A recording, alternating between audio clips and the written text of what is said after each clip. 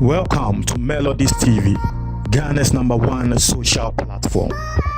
Endra, mene menam fufuo mienu. Won say eto de bia nsem sisa na, mene menam fufuo mienu, very close friends.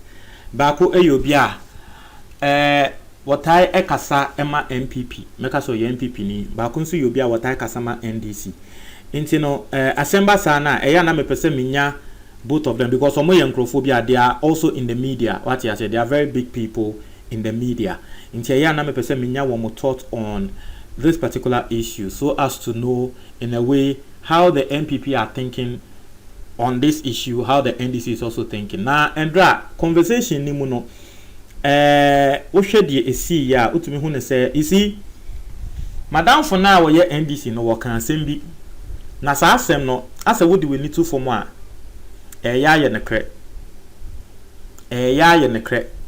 asem ni won say Endra wo hwe Supreme Court ruling a wo mo bo NDC for application nego na no na dey nsem we ni na aba asem ni NDC for court wo mo say embra emo kwan na Supreme Court for emo kwan na EC document and papers nkrata EC wo di declare results no yenya NDC for nso nya na aga na wo bi enhu na yenti ase de yenti a EC wo ye corrections bebree ba ne ni echi no Supreme Court no in their own wisdom felt say NDC ni kwan say yema wo mu ehu nkrata no Supreme Court na this ruling ne bae na aside Supreme Court this ruling no so eba no utie the argument of a year EC no ne lawyer ene Ekufuado so lawyer omo de ne say NDC for nkrata no mo wadeda nkrata le nkrata bia obi awo mo wo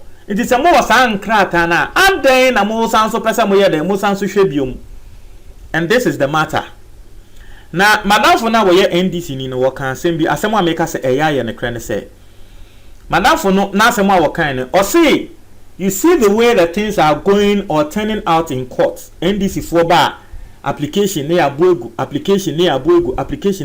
no it looks like NDC is losing the case in court madam for na asem a kind no it looks like, and you see he said it like that so that enkonkoye contempt or see it looks like utinechia obehu ne say NDC lose so asem no court but what say one no dia eya ne de and say at least so we be tinase na nipa ko no neutral no wadwen asem ni ho nipa ko behu ne say I said dia na NDC for can about Supreme Court can about EC Jimensa say Jimensa wonye transparent no enkrofo beba be tie ase sa even though ebia NDC be lose asem no court muntie ni ye asem a madam for ne kan no o say even though NDC on be lose asem no e court it looks like they are losing in court no what the NDC would have been capable of doing and they say they will now print it in the minds of Ghanaians say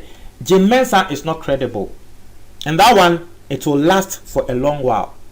And you see, the EC and Jimensa herself, the Krenen Yamienim no, Endra ruling now a buyer no, they themselves, they have not helped themselves at all. And this is the reason why.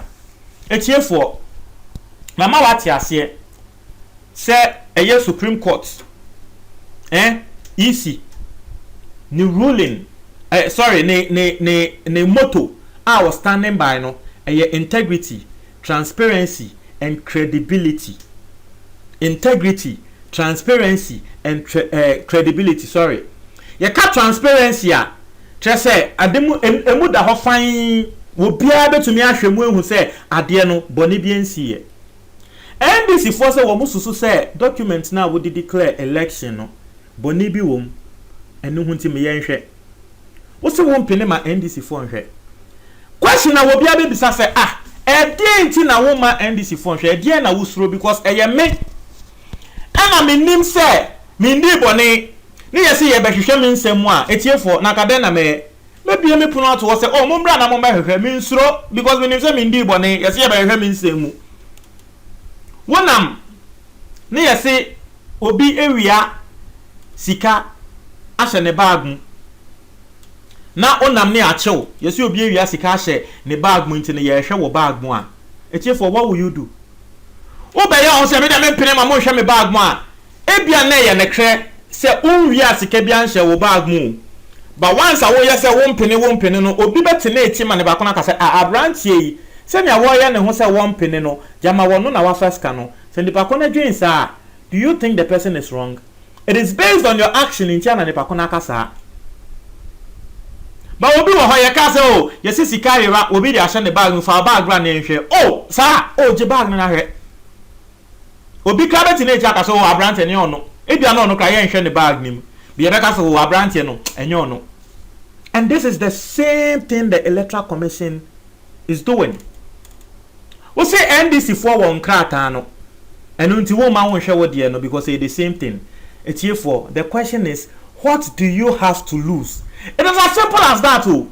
Because mama what you say as the Electoral Commission your own is to prove to Ghanaians say you are credible and you are transparent. If openly na NDC for be hwe wo die mu na fe wo mu ehu hwia yen Ghana for ne ka na beba bebo NDC for echi se mo pretre presi ni na no mo koe no se mo se isi no eboni bia onye eboni bia na kenya ye ne ebeka ya na ke ebeka but once you've prevented the person from seeing, the person can say anything at all, even if the thing is not right or even if what the person is saying is not the truth krana, the person can still say it and go scot free. Munchi asem na make ani yo. Munchi de make. That is why me de make na mama mo example. That is why I gave you that particular example.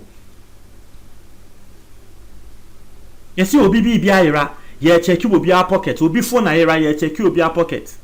Etiefo, onim se won wi a phone na, won na be the first person na obekọ abeka say, "Oh, mo mbra me hwe me pocket." Na kwabra ni ye du wo so no, wo say e me de me mpene mi mo obi anhwe me pocket. Yebeka say energy mo no fire. And this is the same conduct of the EC. Madam Fubia, Madam me na wo na make say wo mo ye bienu no, won say me ka to say ba ko ye MPP ni ba ko ye NDC no. Me tie MPP ni nso na asem a MPP no e kan say, "Oh, wo NDC for ye ka tell mo say mo fa mo die mbra na ye nhwe no, mo say mo mpene na den na opese wo hwe EC de." And sa asem na Madam for na wo ye MPP ni no kan wo ye right, but you see this is where he's getting it wrong. The NDC by law are not obliged to show their documents to anyone. Munche de make ani yo. The madam for no MPP ni sa asem a wo kan no no. I say who NDC ni and am NDC for mo ko kwota ye say mo fa mo documents no so mbra no mo say mo fa mba ma mo pese mo hu EC de. It is a judges na e role say ye ma mo hwe EC de na eno anu no. E na make no. Yes, the NDC by law are not obliged to show their own because they are a political party. They are biased. Political party they are biased towards one only political party in the agenda. So for them, they are biased. And so if they don't want to show it to us, we understand their biasness. But as an electoral commission, you are not supposed to be biased. You are neutral. Aside you being neutral, the laws of this country the laws of this country because you want the transparency and credibility of you the EC to still be in the hearts and minds of Ghanaians, and you can say will be crazy,